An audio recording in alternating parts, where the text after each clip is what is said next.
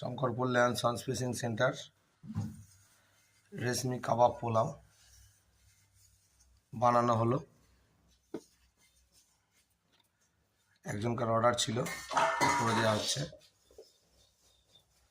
উনি আগে নিয়েছিলেন, উপকৃত হয়েছেন, আবার চেয়েছেন, তাই ওনার জন্য বানানো হলো রেশমি কাবাব পোলাও।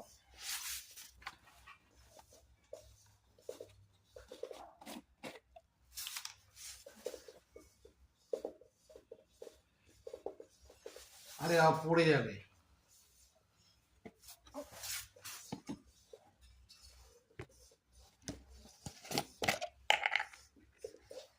দেখুন রেশমি কাবাব পোলাও।